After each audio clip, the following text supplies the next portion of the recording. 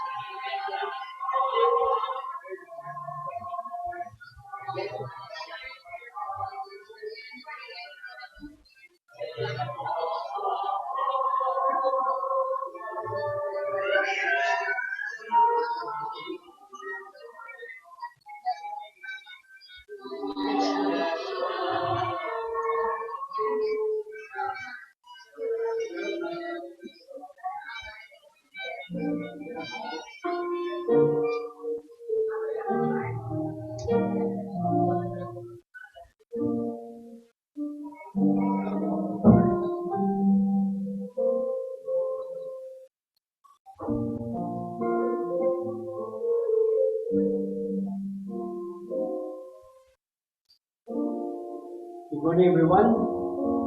It's a pleasant Sunday, and it's our privilege to worship the Lord this morning. So as we start, we are request everyone to please rise. As the prelude plays, we will have a moment of silence. Pray before the Lord. So He will sanctify us and make us worthy to worship Him this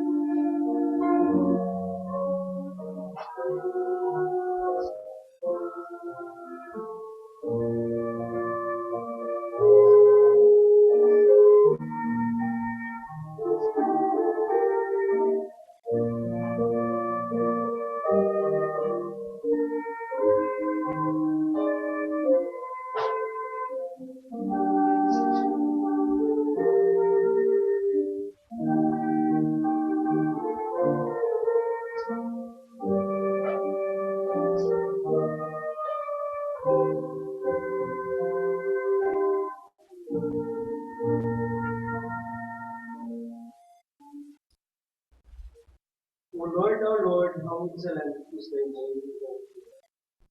The singing, how majestic is thy name.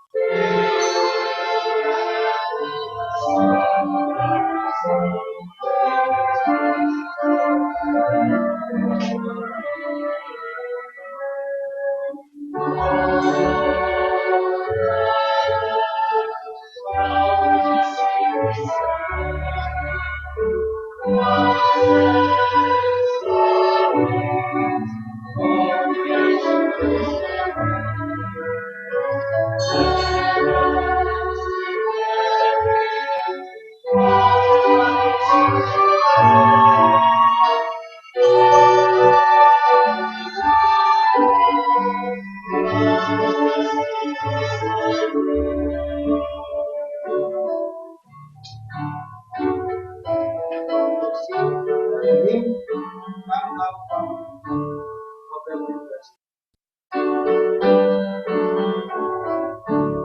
Sing.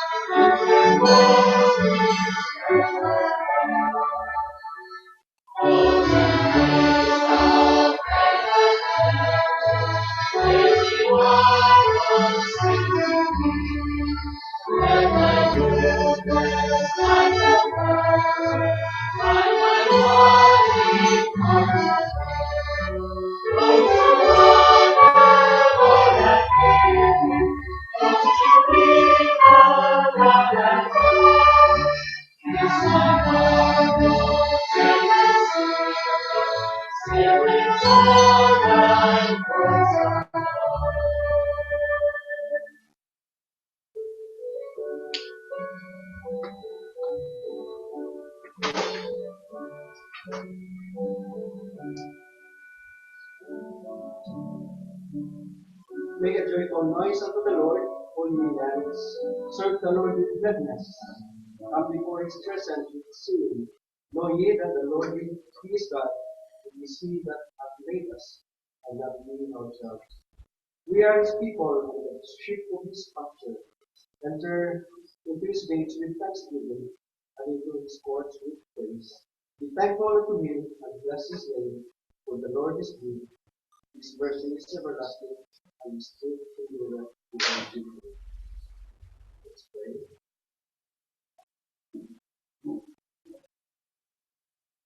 Before your holy presence, Almighty God, we bow ourselves before you. We praise you and give you the glory and the honor.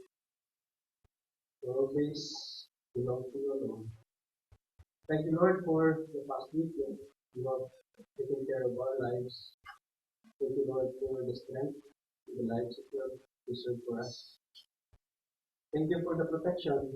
Thank you, Lord, for the blessings, for the provision, for your grace and for your mercy. Indeed, your mercy and your compassion towards not to be.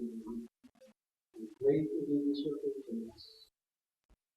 And we should ought to tell your glory to all the people who gather around us, so that your name will be made known to the Lord Jesus Christ, will be presented to all the people who will be believing in God forever. Father God, as we serve you today, make us worthy of God to give all our service. We acknowledge that this is the least that we can do, because we are unworthy before you, Lord. And for this, we humble ourselves and ask that you can do whatever is needed. So we acknowledge that we have failed you in so many ways, and you have given this honor for our iniquities and our wrongdoings of God.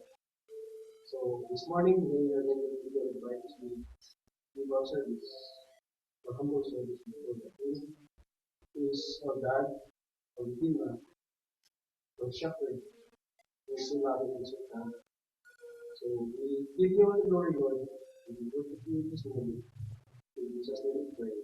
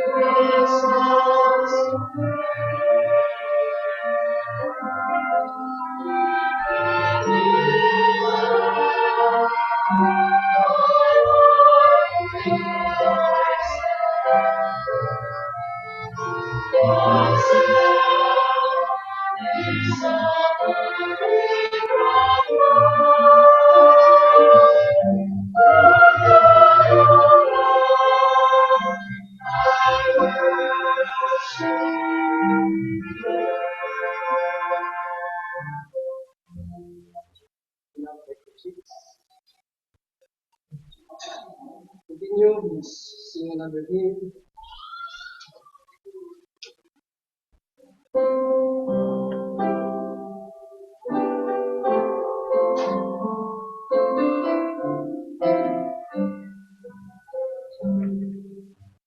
Sing.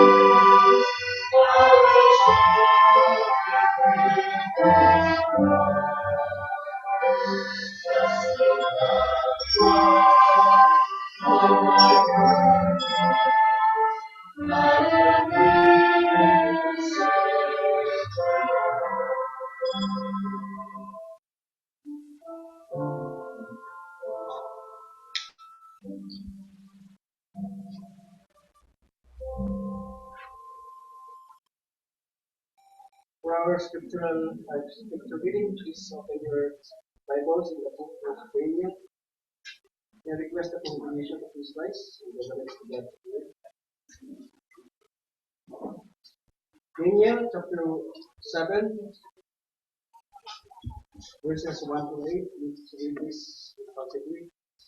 So, the King James Version will be read with the other version will be fine. Daniel chapter 7, verse 1. In the first year of the Belshazzar, king of Babylon, Daniel had a dream and a vision of his head upon his bed. Then he wrote the dream and told the sum of the matter. Verse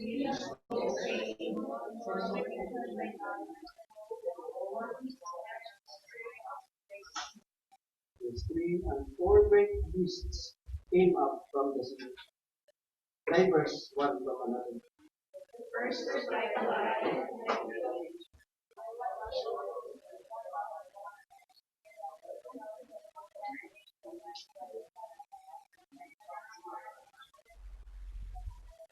And behold, another beast, second like a bear, and it raised up itself on one side, and it had three ribs in the mouth of it between the teeth of it. And they said thus unto it, arise, devour much flesh.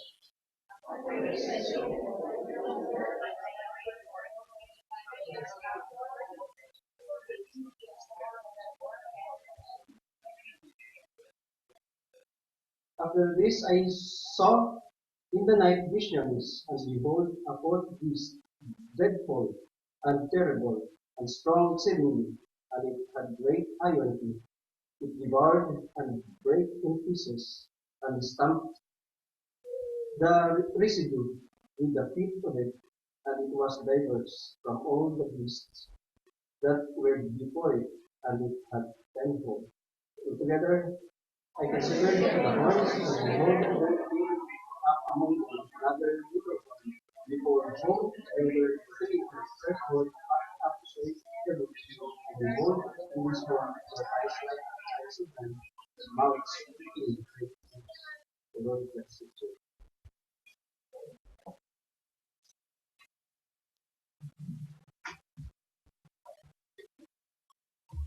Let's pray. Our Heavenly Father, we thank you. We can continue our study of many things that you have prepared for the future. And these things now are part of our present. And as we think of this, Lord, we are conscious that if the Lord is coming soon, we have only a few more years or days to continue serving the Lord. But on the other hand, Lord, we are very excited that you are soon coming. And we want to be ready, and we want to be uh, looking forward every day for your coming. But for the meantime, we would like also to finish the work that you have given us. So today is our day of worship, and all the rest of the activities today, from this one service, Sunday school, to wedding clubs, to evening service, another fellowship of different organizations, and the practice of the musical instruments of our members. So these are part of our Sunday, and it gives us joy, it gives us challenge, and makes us conscious that even if the Lord will come anytime, we are doing our part, and we are faithful, and we are excited to meet Him. So Father, this morning, our thoughts are go back to all the work of the Lord in the whole world, especially in America or Africa and Asia. We pray for all your people, believers, right now worshiping the Lord. So unite the hearts of their spirits. They will be excited to study the Word and to always give glory to the Lord and give their love to the Lord and serve Him, because this is the best way to be ready for His coming. We also pray for all our churches here in the Philippines right now having services. All the pastors are going to teach the Word and provide all their needs and give them more understanding concerning the work of the Lord. Bless all your people as they face another week of activity and challenges. The professionals, as they go going back to the offices, the business people go back to their business. The students, they go back to their studies. In all this, you will empower them and guide them and give them more insight into the meaning of life and the purpose of the Lord Jesus Christ, why we are here in the world right now, and the excitement of looking up, because the Lord will come anytime soon, and everything that we do now is getting ready for that coming of the Lord. So right now, we pray for your power upon us as we continue with this morning service. Your word will meet our needs and will encourage us to go on and to know more of the Lord and to be inspired about Him, be excited about what He is doing in our lives, and trust Him regardless of difficulties, and go on with the work and never give up in the midst of hardships and all the difficult uh, trials that the Lord is giving us. And also, we have to stand against the enemy, the devil. We must never give in to him. We must fight sin and temptation. We must rejoice in the Lord always. And we remember to pray for our country, the president and the government, and they are facing difficulties right now in our times. So many corruption around us, so many wickedness of many people everywhere, and so many challenges for our president as they try to suppress evil people and designs of people who want to destroy our democracy and our nation. So be with our leaders. May your spirit protect them. And through these difficult challenges they face, they will open their hearts to Jesus Christ and to trust Him, to surrender their life to Him. And all our people in government, our Senate and Congress, may your wisdom be upon them, especially those who are believers in Jesus Christ. You will be conscious of the role God has given them, and they must always be faithful, and they must be trustful, and they must go on because the work must continue until Jesus Christ comes. So Lord, thank you that this is our uh, ministry ahead of us for this day and for another new week. We do not know what is tomorrow, but we are confident our God is more than able to be with us to face all these challenges. So this is our prayer in the name of the Lord Jesus Christ. Amen. Please be seated.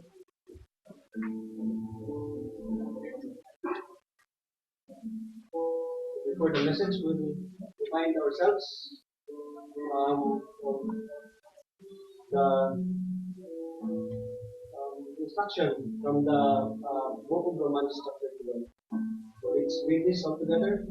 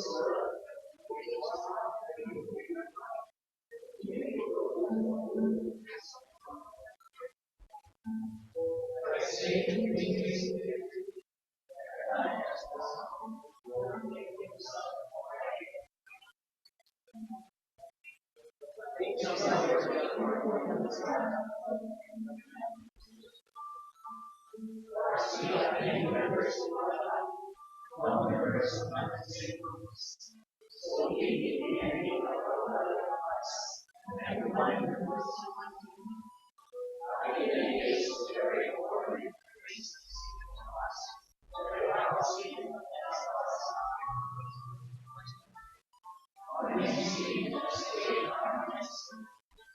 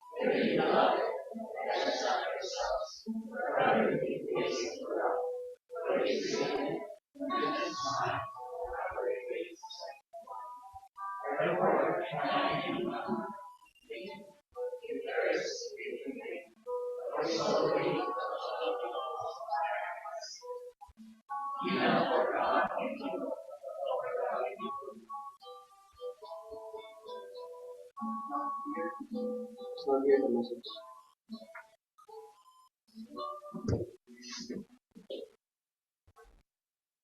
It's wonderful to continue memorizing our chapters in the Bible. It will be a great help to us as we grow in our Christian life and serve Him every day. It's wonderful to be able to listen to the Word of God this morning. And as you know, we are continuing with our theme for the month, our unchanging work till He comes. So we continue to serve Him. We have many activities, and we have our own work and families to take care of. All of these are part of the work that God has given us until He comes. And in this connection, for today, we are going to study important prophecies in the Bible concerning things to expect uh, when, when He is coming soon. So, in fact, of my message this morning, church work till He comes. Yes, we have a work right now in the church, and we are here worshiping because we have to continue this until the coming of the Lord. We center our thoughts this morning, our study, in the book of Daniel. And so going back to the book, just to remind you, Daniel was written by the prophet Saint Daniel himself. And so he wrote that many years ago in 536 to 530 BC, so about 2,600 years distant from our time. And you remember Daniel, one of the most important prophets in the Old Testament, and a very godly man. He had a very interesting time when he was youth. And when we read the book of Daniel, we had many other things that he was able to do and write that gives a very interesting story to us about the person or the young man who is serving the Lord. Now, Daniel, when he was giving his prophecy, he was contemporary with Ezekiel. So you read the book of Ezekiel in the Old Testament. Habakkuk, so you read Habakkuk also in the Old Testament. Jeremiah, so we know and we have been studying Jeremiah before. And then one more is Zephaniah. All these prophets were giving their prophecy during the time when Daniel was also giving his prophecies. And this morning, as we look at what Daniel has written, two things that I'm going to take up with you in connection with the work of the church until the Lord comes. Number one, we are going to take up the beast of history. Daniel was saying the different histories in the course of the world are being portrayed by animals, and these different animals have a meaning. And then we'll also study the revived Roman Empire. This is very interesting because this is now particularly the discussion of Daniel chapter 7, the revived Roman Empire. So what is this? First, the piece of history. Here in Daniel chapter 7, he was saying, in history there was the appearance of a beast, a lion. And this lion was a mighty lion with wings of an eagle. So it is not a literal lion. Because could you imagine a lion with wings? So it's only in the mind of of the prophet or of the artist, but actually lions have no wings. So that means this lion is symbolizing something, that because it has wings, it is also symbolizing something. So the lion with wings is wings of an eagle is referring to one nation that ruled the world many years ago, and according to prophecy and according to the book of Daniel, it refers to the country of Babylon. So several times the king of Babylon, Nebuchadnezzar, is mentioned here in the book of Daniel. So this prophecy is talking about that. So Babylon is like a lion, very regal and very strong and very mighty, because one of the greatest kingdoms that ruled the world was Babylon during the time. Babylon was very rich, very mighty, and it has, Babylon during her time has no competition. So Solonia and to rule the world, especially during the time of Nebuchadnezzar.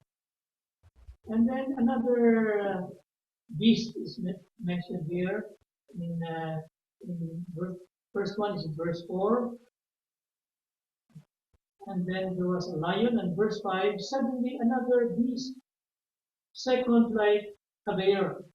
So you imagine a lion, some extent a symbol of a kingdom. Another one is a bear, uso, and that's a very familiar term to us and a familiar idea. In fact, we always think of the teddy bear, and then the milk in a bear brand. So you know that. So this bear, according to the statement of the Daniel here, and the interpretation later, belongs to is a symbol of the Medo-Persian, the Persian Empire. So you have sila, but Persia is more prominent than Media, and it has reeds representing the vanquished nations before uh, the kingdom of Persia. And so we study some people here uh, in uh, in the kingdom of Persia. In fact, Queen Esther here in the book of Daniel was a queen under the kingdom of Persia.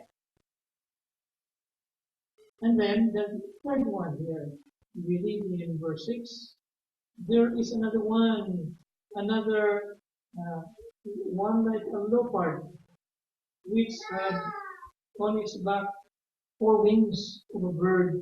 The beast also had 4 heads, and the dominion was given to it. Now, remember, the the leopard, it's an animal that's very, very fast when it runs, and it's not like a bear because it has very sleek body, so it can run very fast. But it is smaller than a lion because it is lighter. And so the leopard is very fast, just like this next kingdom, which is the symbol of the Greek Empire. So Alexander the Great, when he conquered the world, he conquered it when he was 33 years old. And from Europe to Asia, he conquered all that just about 3.5 years. That's how fast was the conquest of uh, of this king, which is very, very important, of Greece, Alexander. And it had 4 wings. Why? And then 4 heads, because Alexander the Great died when he was only 33 years old. As a warrior and as a prince, he was always making his body exert too much sometimes. Because of that, sometimes he drinks too much also, and then he spends so much energy in his wars, and he's not very careful of his health. And so, at the age of 33, he died, and his kingdom was given to his 4 generals, so 4 wings and 4 heads. It was divided into these different kingdoms, And after this, uh, the kingdom of Greece, disappeared. And we all know now, when we read our Bible, what took over from Greece is the Roman Empire. So this is now the fourth beast, letter B. It is a dreadful beast, terrible, terrifying, and extremely strong. It has large iron teeth, and devoured and crushed and trampled down with its feet. So this is the picture of the Roman Empire. So the Roman Empire was a very strong empire that governed the world. In fact, during the time when Jesus Christ was born, it was the Roman Empire that ruled the world. But the Roman Empire also did not last very long because by 476 BC, the Roman Empire fell apart. So there was no more Roman Empire by that time. And so there are other leaders who came up, but nobody, was successful in ruling the whole world after this Roman Empire. And now there is another prophecy which we are going to discuss now in Daniel chapter 7. It says here, the previous Roman Empire, he had 10 horns, and there was a little horn that still grew and pulled out the three first horns. And this little horn becomes among them a mighty ruler with eyes like a man and a mouth uttering great boast. And uh, this great Roman Empire, part iron and part clay. This is now going to what we're going to talk the second main point, which is the more important discussion we have today, the revived Roman Empire. And so today, there are other empires, like there was a time when England ruled the world in the before 1900 and the early 1900. And today, in the later 1900, the nation that is ruling the world is United States of America. Until now, there is no country more powerful and more rich than the United States of America. And that leads us to what Daniel chapter 7, verse 7 is saying. After this, I saw in the night vision, behold, a fourth beast, dreadful and terrible, exceedingly strong. It had huge iron teeth. It was devouring, breaking in pieces, and trampling the, the residue with its feet. It was different from all the beasts that were before it, and it had 10 horns. So now, it is some kind similar to the fourth beast. But the description in verse 7 is this is a more terrible beast. And the theologians today refer this to the revived Roman Empire. In other words, the kingdom of Rome that was founded by Julius Caesar, that was active during the time of Jesus Christ and was destroyed sometime in 476 BC, is going to revive. So England is not another world empire that is as strong as the Roman Empire, or America is not as strong as the empire that is called the Roman Empire.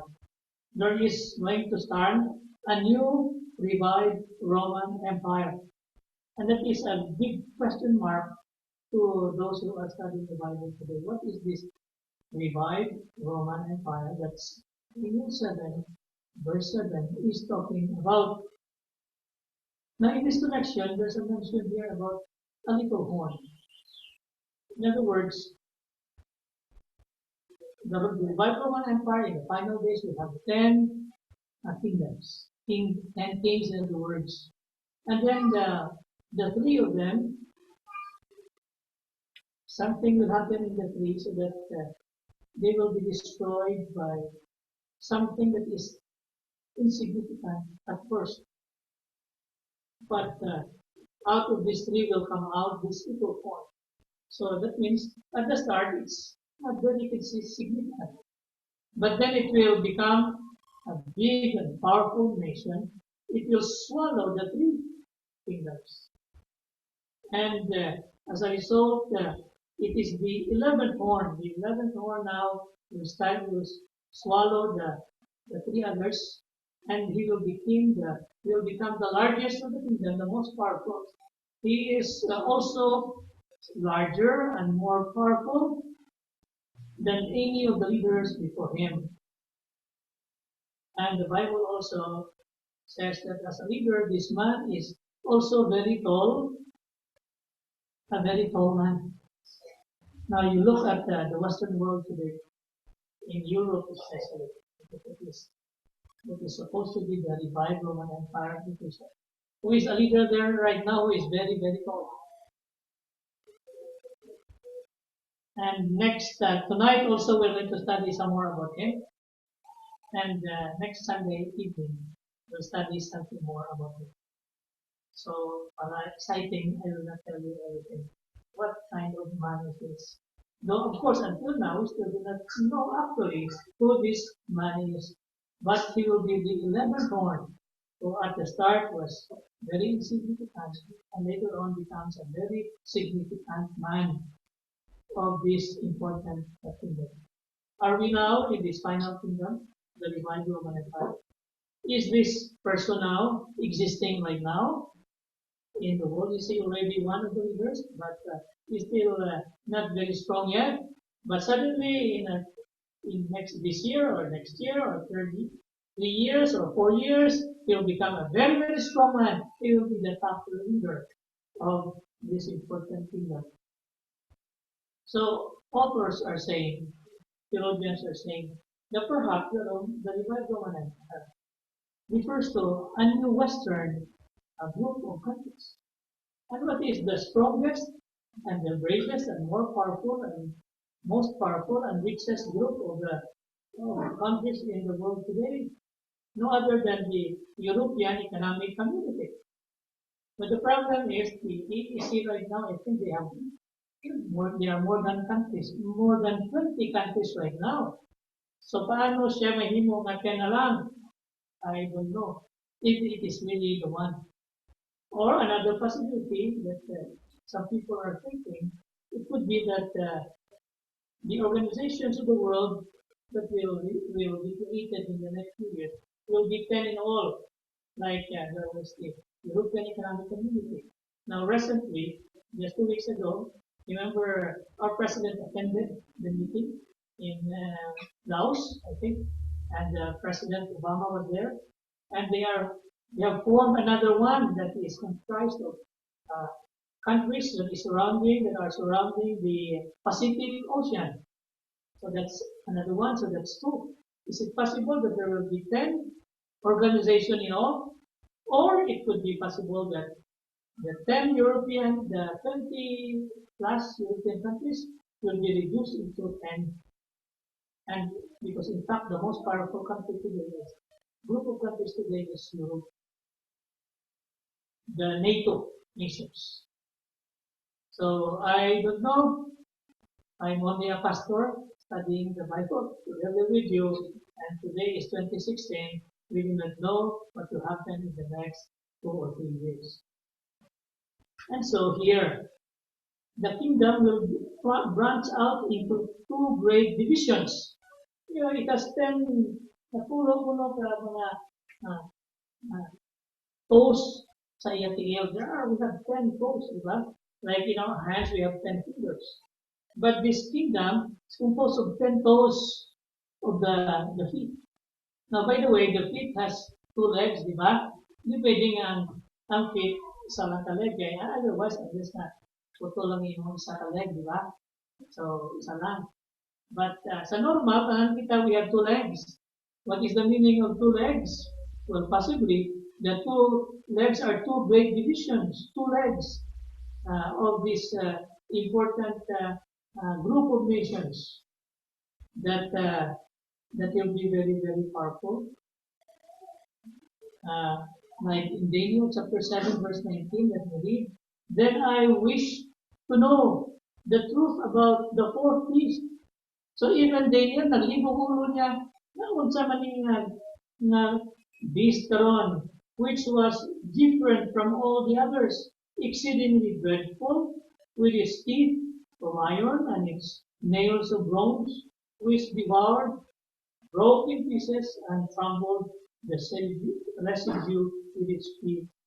Verse 20, and 10 horns that were on his head, and the other horn which came up, before which three fell, namely, the horn which had eyes, and a mouth which spoke pompous words, whose appearance was greater than his fellows.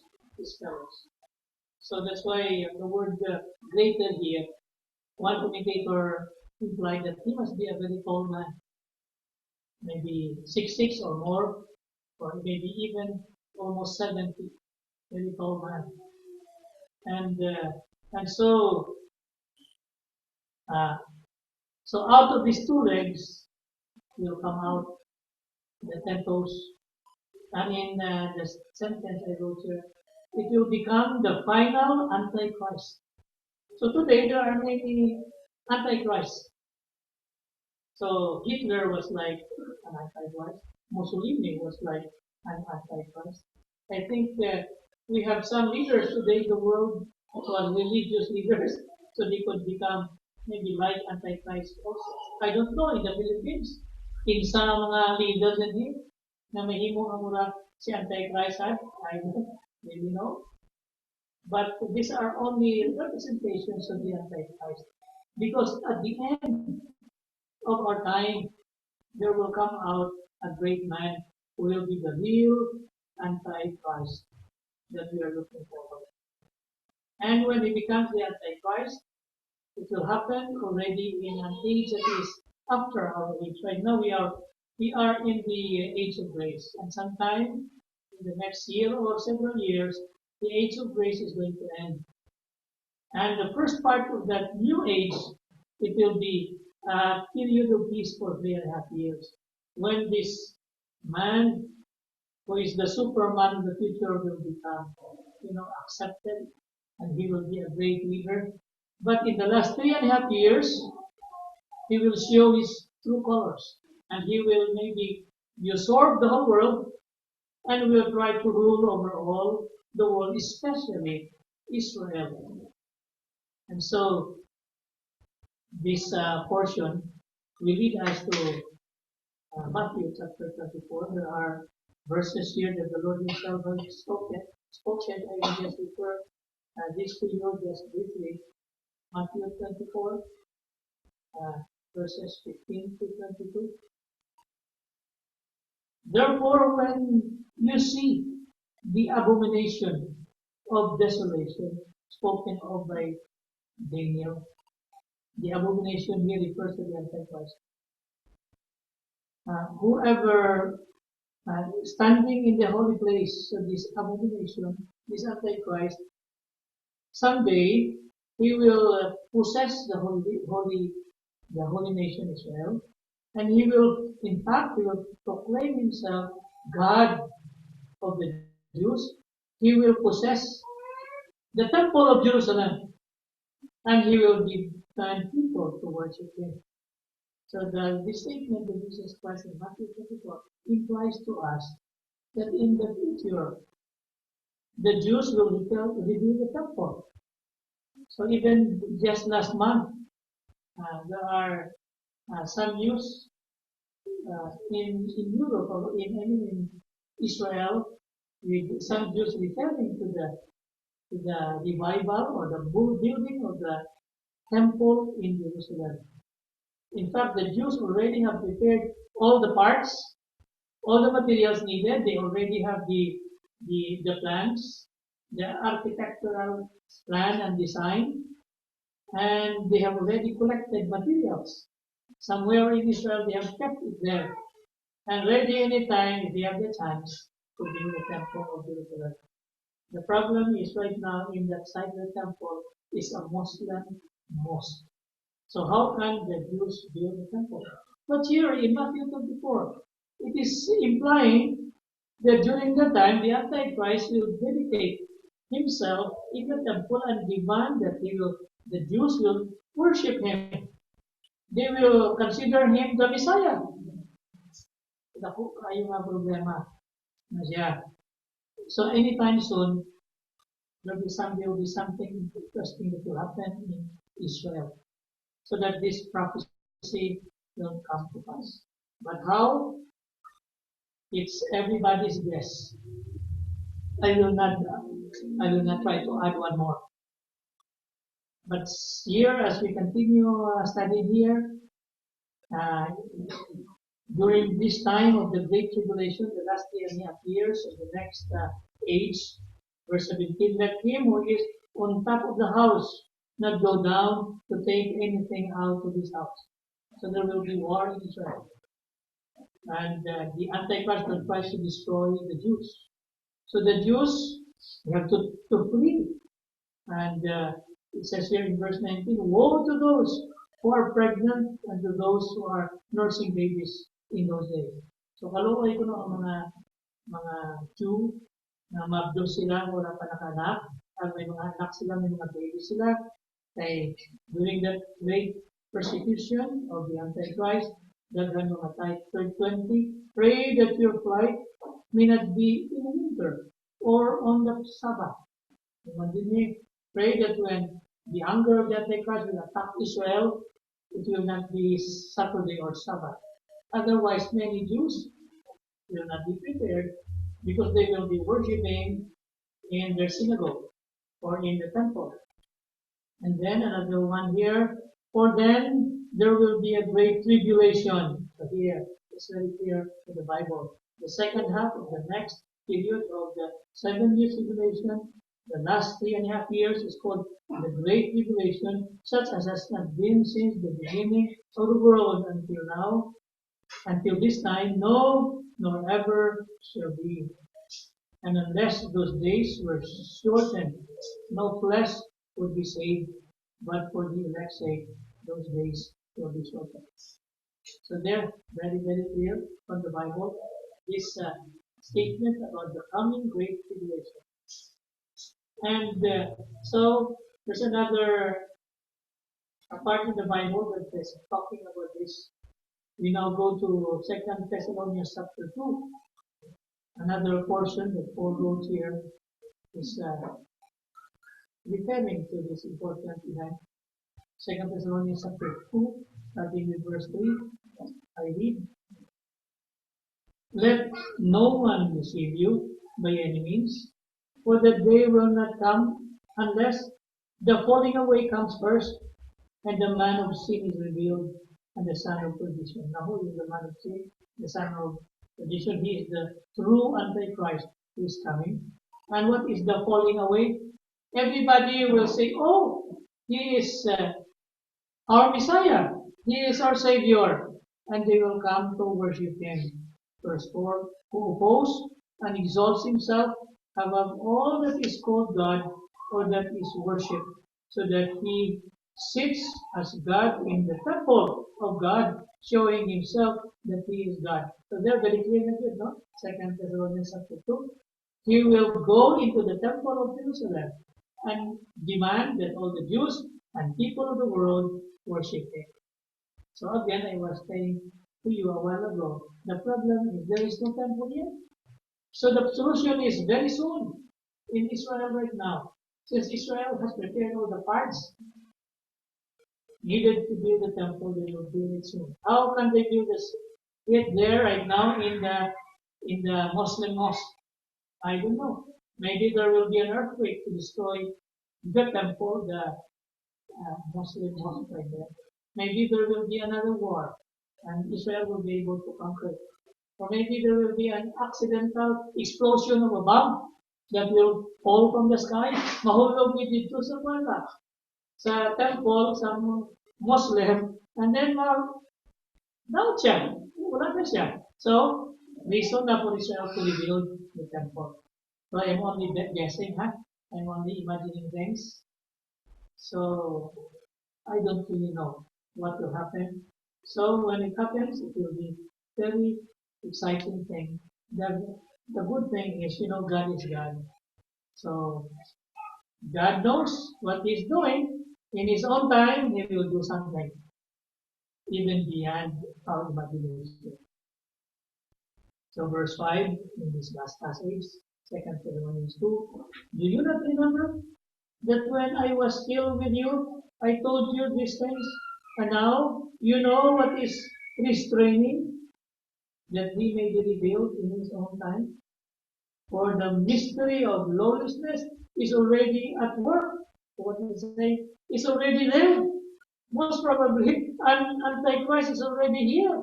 He's already one of the leaders of the democratic world. But only he is now restrained. But he will do so until he is taken out of the way. What is it that is restraining this thing that prevents the building of the temple? So there are several possibilities. Number one possibility is the Church of Jesus Christ. When the Church of Jesus Christ will be ruptured, it will be taken away. So it could be the thing that is restraining. Diba? It could be the church, so it could be you and me. We have to get out of here before the Antichrist will give war or create war in the world. And verse 8, and then the lowest one will be revealed, whom the Lord will consume with the breath of his mouth and destroy with the brightness of his coming. So when he will be revealed, he will have a short reign, 3.5 years. Otherwise, kung di siya pagtakil ng Ginoo, mamatay ako ng tanan na tao sa kalibutan because of the terrible things that the Antichrist will cause in the world. And so that's it. That's what I'm telling you. The divide Roman 5. So the continuation tonight, another book that we're going to take. We are taking up today the book of Daniel. And then we will take up tonight Revelation. And the next Sunday we will take up Zechariah. All these different passages are part of the the each part contributes to the final explanation of this coming reign of the man of sin. And this also is telling us that when this happens, we have to be ready till he comes. So since our title is the church work till he comes, so what is the work of the church? So here is now part of my conclusion in the outline that I wrote here in our notes. And you can see here in the screen, God controls the future. So he knows when all this will happen. Will this happen during our time in this 21st century? So number one here I wrote, never plan without praying. So as we now do the work of the Lord, we have many plans. Always commit all our plans in the will of God. Because, you don't know, either the Lord will allow it or He will not allow it. Second, respond to the guidance of God gives, whatever He gives us as we make our Bible clubs, our centers, our evangelistic meetings, our church planting, all this, we follow the guidance of the Lord. Next, once we get confirmation and have peace from God, we act accordingly to fulfill our projects, our next ways to reach for the Lord Jesus Christ. Another one, obedience is a reflection of faith. So we pray and we follow Him. We do our part in maintaining the work of the Lord here right now. Here in Mandaue and here in our church every Sunday and every day, and all of the other activities we have, Bible studies, prayer meetings, and all the other things, Bible clubs. And so that expresses our faith in the Lord Jesus Christ. Now the next thought here, in this last part I wrote here, let us not behave like the man of sin. Now, in the matter of is the future Antichrist or the Antichrist is not here, but he has not appeared yet. So, what we should not do things like this. So what else should we do? We should be a good leader. A good leader has character. So you are a leader of your Sunday school class.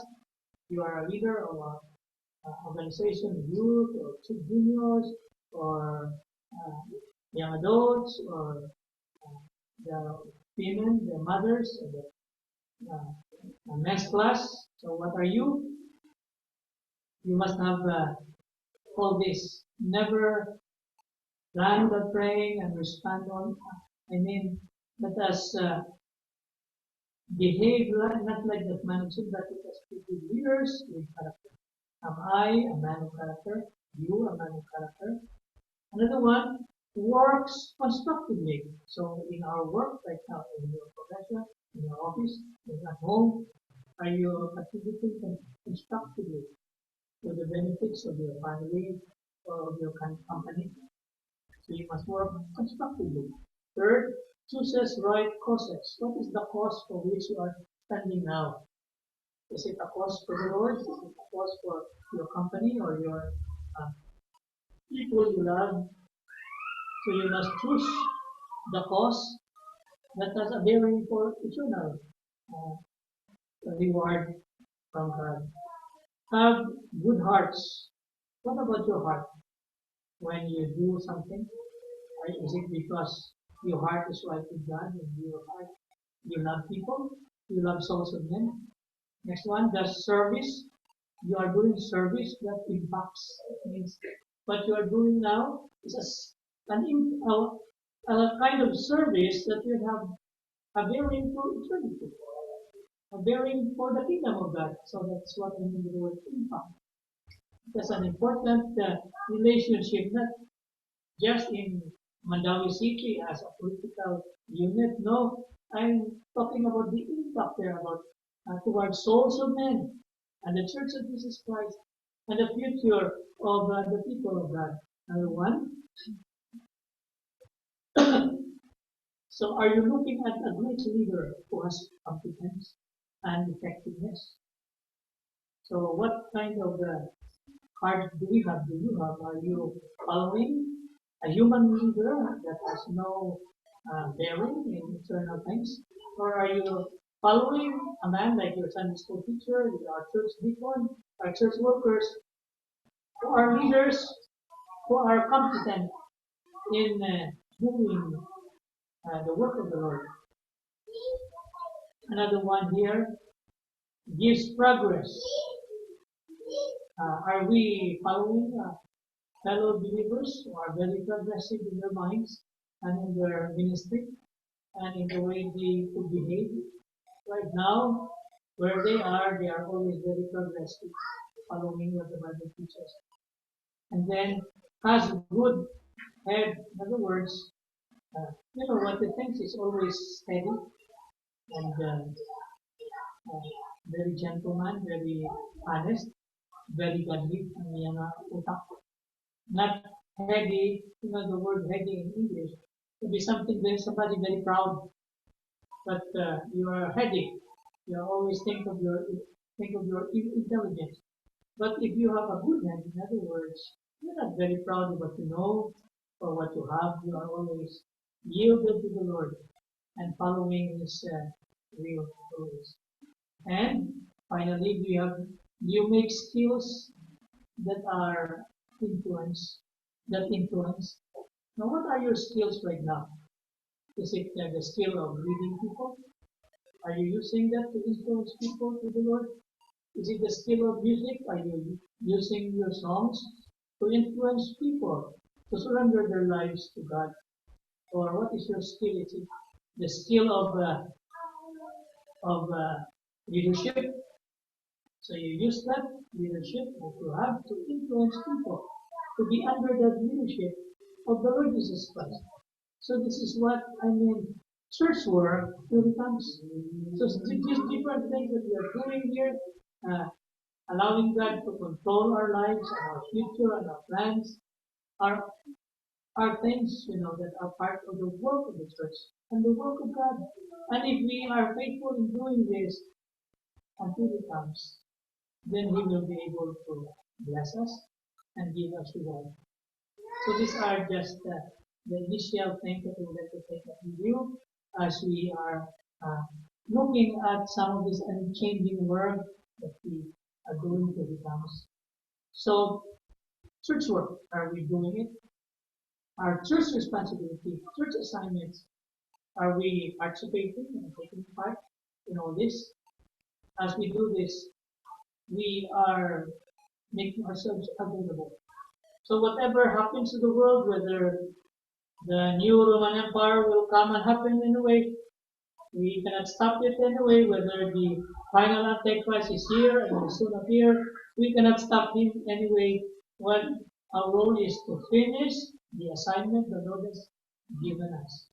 So that when this Roman rule, the revived Roman Empire rule, will fully distort the whole world, it will be the end. It will be the rapture of the church.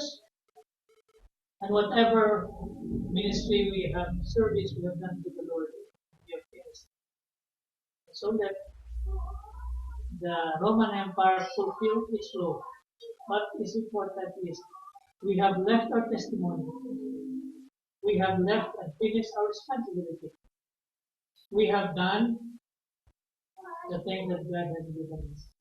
So that when that comes, we can say, Lord, mission accomplished for me.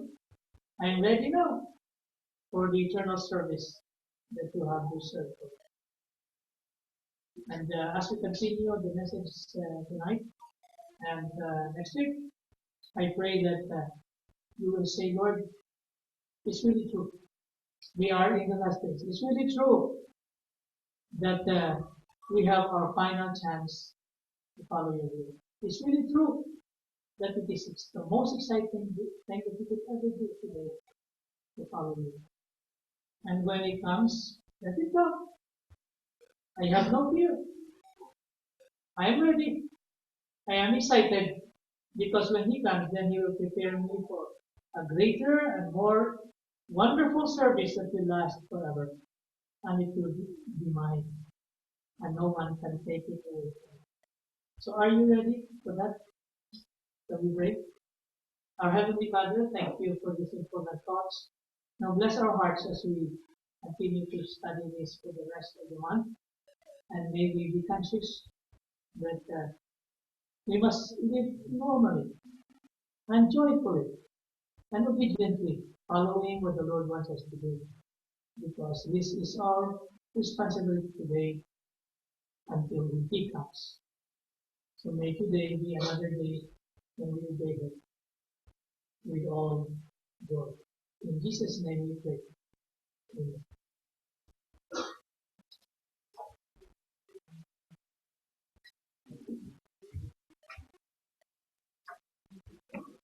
Praise God for His words. At this point of time, we will listen to the choir.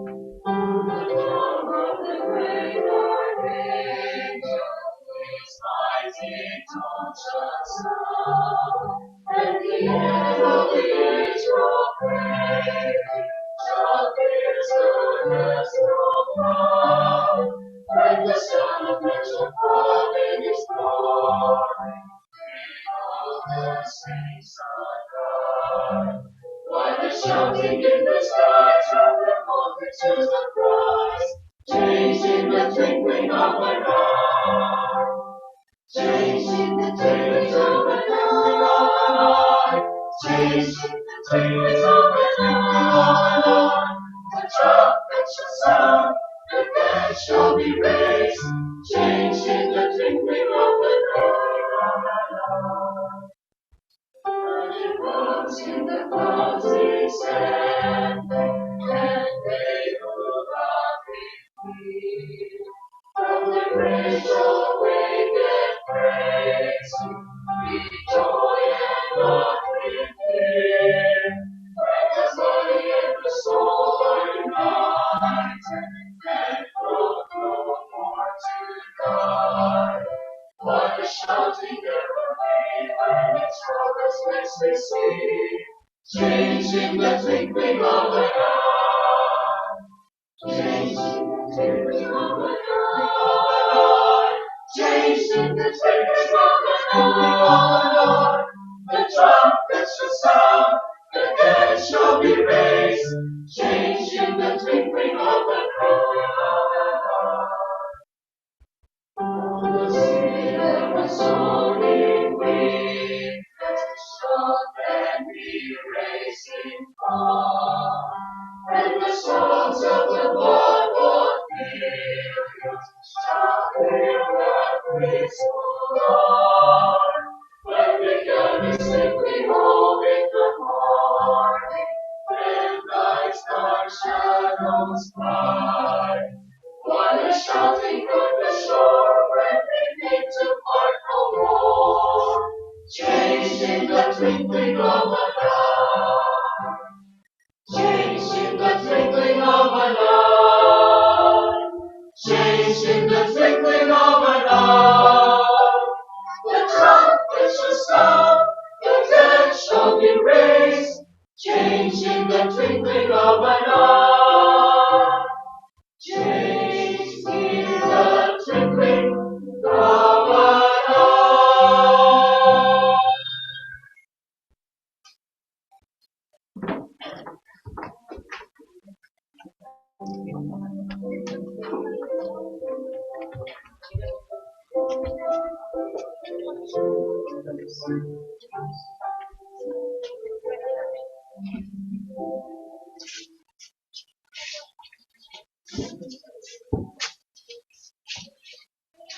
Now I wish karon na siya ang tanong.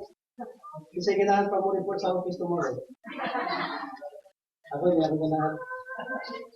So thank you, choir, and this time we'll honor the Lord by returning the Lord's tithes and giving of gifts and offerings.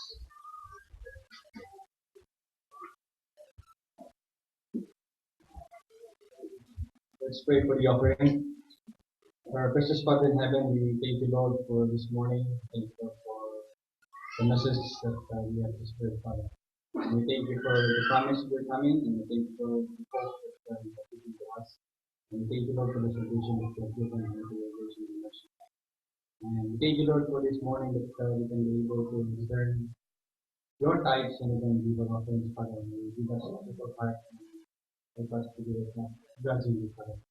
And we pray, Lord, for your blessing and this finances that we will bring together and we will help the continuance of the operation of the church and even the missions. In Jesus' name we pray.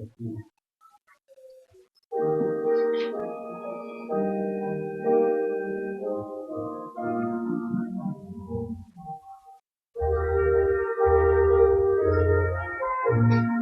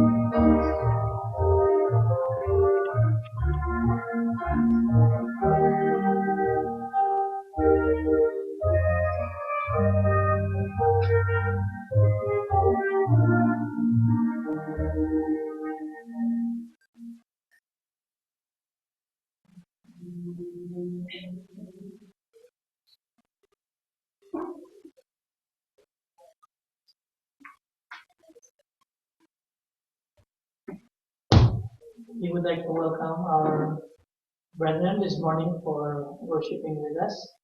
And also in our midst, we have a new brethren who came. We have, first of all, Mr. Alo Carmona from Mandaue City. Thank you for coming. Miss, I'm sorry. We're sorry, Ma'am Al. And then, Joey Surya from Mandaue City also, please. Asan, we welcome you. And Lionel, mostly from Apollo also. Lionel, thank you for coming. And Louis Sinabre from Saudi 80. Welcome to those countries. And we will sing a welcome song.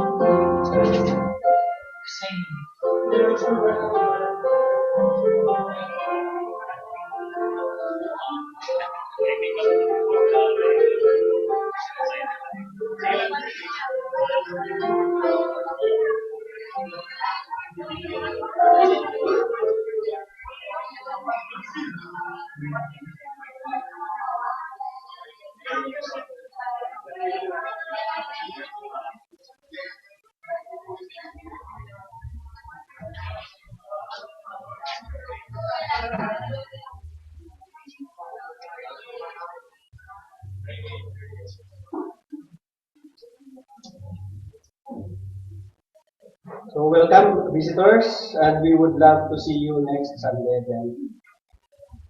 At this time we will have our 5 minute prayer time. And the prayer items will be displayed on the screen.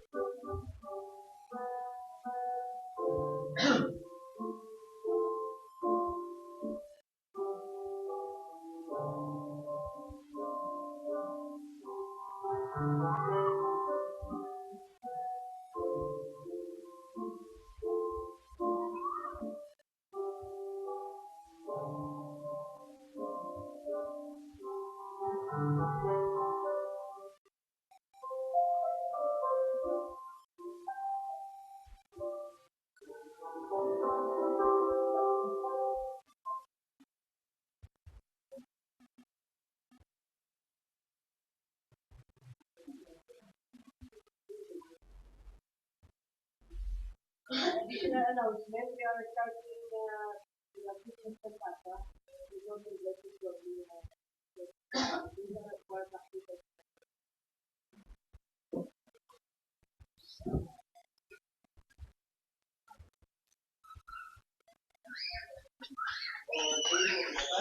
Sing listen to the chant. May I request the congregation to please rise as we compose our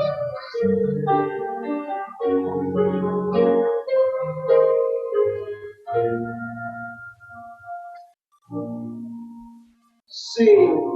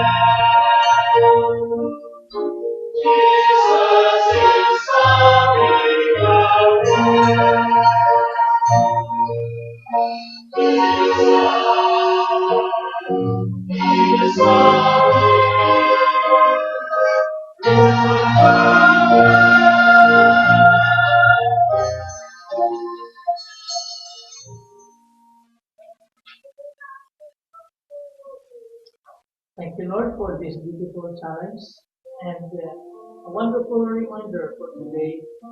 So even today, we need to be ready for stuff. And now, may the love of God the Father, the grace of the Son, Jesus Christ, the fellowship of the Holy Spirit, rest and abide with us now and forever. Amen.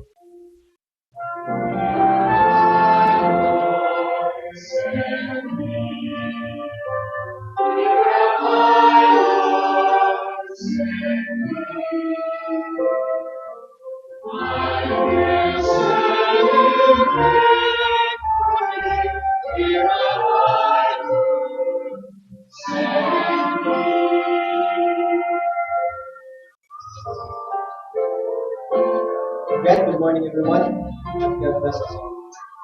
Please also attend our respective Sunday school classes.